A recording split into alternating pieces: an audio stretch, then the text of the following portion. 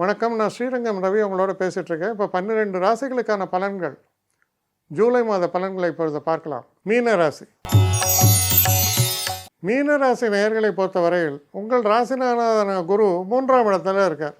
3ல் குரு இருந்தால் என்ன ஆகும்னா குழப்பம், ஒரேடே analysis, right wrong right wrong right wrong சொல்லுவாங்க. ஒரு நல்ல தச்சன் எந்த மரத்தையும் வெட்ட மாட்டானாம்.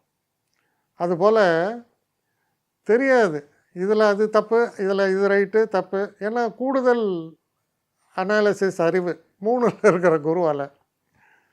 ஆனால் இந்த நிலை மாறி ஒரு முடிவெடுக்கக்கூடிய நிலையை நீங்கள் அடைவீர்கள். அதுவே உங்களுக்கு வரப்பிரசாதம். அது செவ்வாய் 3ஆம் இடத்துக்கு போகிறதான் 12ஆம் தேதி. அப்போது ஒரு விஷயத்தை குழப்பறோம், குழப்பத்தை நீக்கி முடிவெடுக்கக்கூடிய திறனை தருகிறார். எவன் ஒருத்தன் முடிவெடுக்கிறானோ, நல்லதோ கெட்டதோ முடிவுன்னு ஒன்று எடுத்தால் அதுதான் வெற்றிக்கான அறிகுறி. அது இருக்குது. 2வது விஷயம், சிறு பிரயாணங்கள்லாம் நிறைய மேற்கொள்ள வேண்டி வரும். ரொம்ப சந்தோஷத்தை கொடுக்கக்கூடிய பிரயாணங்களாக இருக்கும். சில நேரங்களில் வெளிநாட்டில் இருக்கக்கூடியவங்க பசங்களை போய் பார்த்து வருவீங்க. ஏதாவது தெய்வ இதுக்கெல்லாம் க்ஷேத்திரங்களுக்கெல்லாம் போயிட்டு வருவீங்க.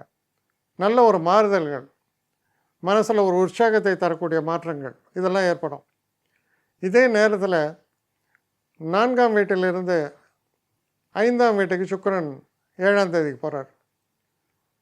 ரொம்ப சந்தோஷம், குழந்தைகளால் சந்தோஷம், குழந்தை பிறப்பு, மனசில் ஒரு உல்லாசம், ஒரு சந்தோஷம், நிம்மதி, வருத்தங்கள்லாம் மறையக்கூடிய காலம். அப்போ இது நல்ல காலம் தானே, சொன்னால் சொல்லாட்டால் நல்ல காலம் தான்யா, அற்புதமான காலம். முக்கியமாக ஒரு மனுஷனுக்கு மனசு சந்தோஷப்பட்டால் அதை விட சிறப்பு எதுவுமே இல்லை. பணம் காசு இன்றைக்கி வரும் நாளைக்கு போகும்பாங்க. ஆனால் மனசில் இருக்கக்கூடிய சந்தோஷமும் மன நிறைவும் மிக மிக முக்கியம். பல கோடியில் எனக்கு பணம் இருக்குது, என் பின்னால் ஈடி சுற்றின்னு இருக்காருங்க, என்ன பண்ணுறது, சந்தோஷமாக இருக்க முடியும். அதே நேரத்தில் திருக்கோடியில் அன்னன்னைக்கு சம்பளம் வாங்கின்னு இருப்பான், இல்லை வார சம்பளம் வாங்கின்னு இருப்பான்.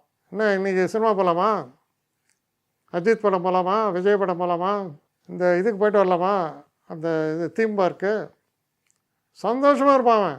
இப்போ சந்தோஷத்துக்கும் பணத்துக்கும் சம்மந்தம் இல்லை. அதுக்குன்னு பணம் உங்களுக்கு வரலன்னு சொல்ல.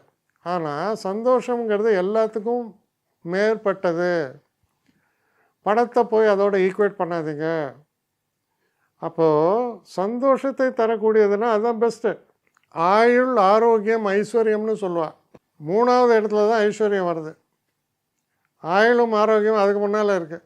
ஆயுளும் ஆரோக்கியம் இருந்தால் தான் சந்தோஷமே, அதுக்கப்புறம் தான் ஐஸ்வர்யம். ஐஸ்வர்யம் தான் சந்தோஷத்தை கூட்டும், இல்லைன்னு சொல்ல. வெறும் ஐஸ்வர்யம் மட்டுமே இருந்தால் சந்தோஷம் வரும்னு சொல்ல முடியாது. ஏன்னா இவனை எப்போ போட்டு பார்க்கலான்னு இருப்பாங்க. காலி பண்ணுவாங்க உங்களை.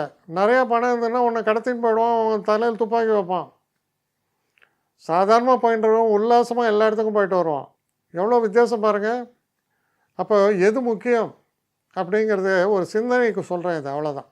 சந்தோஷத்தை தருகிறது, மன நிறைவை தருகிறது, பயணங்களை கொடுக்கிறது, குடும்பத்தில் சந்தோஷத்தை தருகிறது, படிக்கக்கூடிய மாணவர்களுக்கு வெற்றி வாய்ப்புகளை பெற்று தருகிறது.